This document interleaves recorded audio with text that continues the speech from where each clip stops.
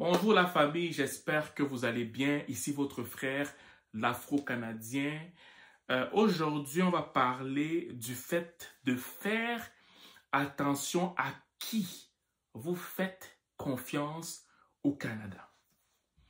Faites attention à qui vous faites confiance au Canada. Dans tous les domaines, que ce soit en tant que dans tes amitiés, que ce soit sur le plan professionnel, que ce soit sur le plan amoureux, fais attention à qui tu fais confiance. Parce que je vous le dis tout le temps, le capitalisme n'a pas d'amis. L'intérêt n'a pas d'amis.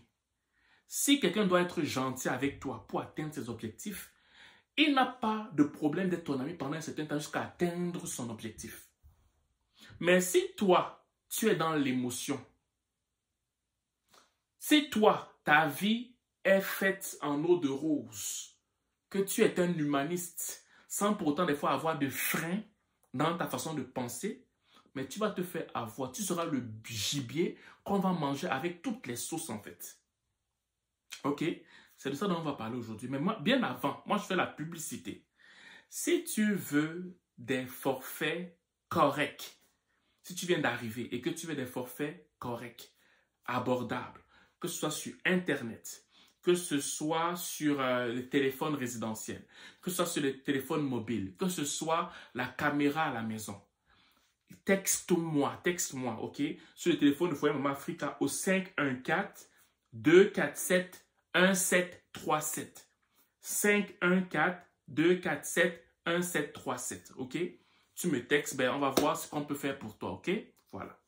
Donc, quand je parle de faire attention, c'est parce que, tu sais, il faut des fois faire la différence entre des relations émotionnelles ou des relations rationnelles.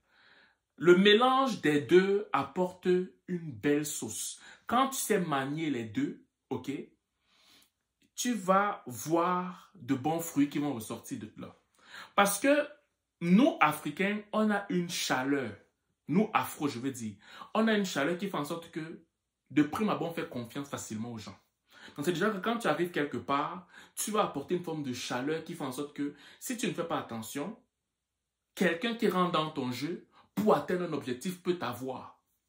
Il sait par exemple que toi, non, toi, par exemple, toi, l'Africain, quand je te dis quelqu'un, ça peut être aussi un Africain, hein, qui est déjà ici depuis longtemps avant toi. Fait qu'il sait que généralement, quand quelqu'un vient d'arriver, il a comme cette chaleur humaine, il voit tout le monde comme des amis, comme des frères. Par conséquent, il va entrer dans ton mouvement pour bien t'avoir et après il ressort de là. Ok? Parce que je ne sais pas si ça arrive à cause du froid du Canada, à cause de tout ce qui est facture, de la pression financière. Ben, crois-moi que même ton propre frère venant du même pays, du même quartier, du même village que toi peut te faire ça dur en fait. Donc tu dois faire attention. Donc, parfois c'est important de mettre l'émotion de côté et parfois être rationnel. Je recommence. Parfois c'est important de mettre l'émotion de côté et être rationnel dans certaines circonstances envers des gens que tu côtoies, dans tous les domaines. Je te prends un exemple sur le plan professionnel. Ici, au Canada, c'est très facile qu'une personne mette ta tête à prix pour sauver son poste. Je vais recommencer. Au Canada, par exemple, sur le plan professionnel, c'est très facile que quelqu'un mette ta tête à prix pour sauver son poste. Ou bien pour avoir une promotion. Tu peux être ami avec quelqu'un pendant 10 ans dans un même emploi. Mais si la personne sait qu'elle met ta tête à prix, elle te vend, elle te noie, elle met des fausses accusations sur toi, ou bien elle met des demi-vérités, des demi-mensonges sur toi pour qu'on puisse te tasser et que cette personne avance, ou bien s'il y a des accusations, ok, ou des suspicions sur quelqu'un et qu'il faudrait qu'on mette ta tête. Après, on va faire cela sans gêne, sans émotion. Ça va passer crème en fait. Ça, c'est monnaie courante. Et ce n'est pas une question de couleur de peau. Ok? Donc, si toi, tu ne sais pas faire la part de choses entre une relation émotionnelle et une relation rationnelle, ou bien si tu ne sais pas utiliser l'arme de l'émotion et du rationnel, on va facilement t'avoir. Parfois, il faut être rationnel. Ça veut dire qu'il faut être drastique.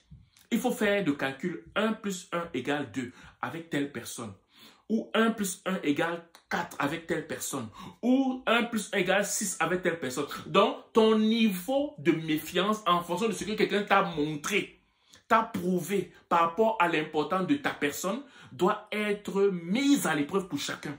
Si quelqu'un, lui, tu vois par exemple que pour telle situation, il est un peu bizarre avec toi, alors que votre relation ne fait que commencer, mais mets la personne là de côté, continue. N'essaie pas de forcer la relation. N'essaye pas d'insister pour que la personne t'aime, pour que la personne t'accepte. Ou tu vas voir quelqu'un qui est trop engagé avec toi, qui veut trop t'aimer, mais fais attention. Pourquoi tu m'aimes trop comme ça? Il y a quoi? Pourquoi tu veux tant être mon ami? Mais par contre, des fois, les véritables amitiés s'éprouvent avec le temps. Je recommence. Les véritables amitiés au Canada s'éprouvent avec le temps. Tu vas par exemple voir que quelqu'un, il y a des cas de figure qui vont se présenter. La personne aurait bien pu prendre son propre parti et te vendre. Mais la personne ne le fait pas. Une fois, 2 fois, 3 fois, 4 fois. Commence-toi à t'intéresser à cette personne. Mais il y a des gens, la vie ne vous a jamais éprouvé. C'est la raison pour laquelle vous avez toujours été amis. Il faut faire la différence. Hein? Il y a des gens dont la vie n'a jamais éprouvé, ne vous a jamais éprouvé, vous deux. Toi, tu crois que c'est ton ami. Mais le jour où il y a l'épreuve, c'est là où tu vas voir son vrai visage. Moi, j'ai connu beaucoup de gens pensant qu'il était mon ami. Mais il a fallu qu'il y ait eu des épreuves. Par exemple, une femme est venue, c'était une épreuve. C'est qu'il a eu une copine. Et cette copine-là a fait en sorte qu'on ne soit plus amis.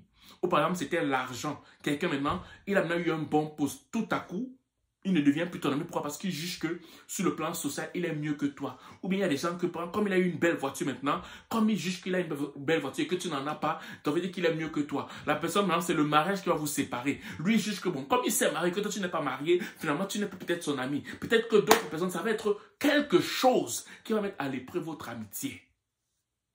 C'est là que tu vas savoir. La chose là va se présenter et c'est à partir de cette chose ou bien ces choses-là que tu sauras véritablement est-ce que lui, c'est mon ami ou ce n'est pas mon ami. Est-ce qu'avec lui, je peux lui faire confiance ou pas. Et la confiance doit toujours être remise en question. Parce que celui qui est ton ami aujourd'hui pourrait ne pas être ton ami demain.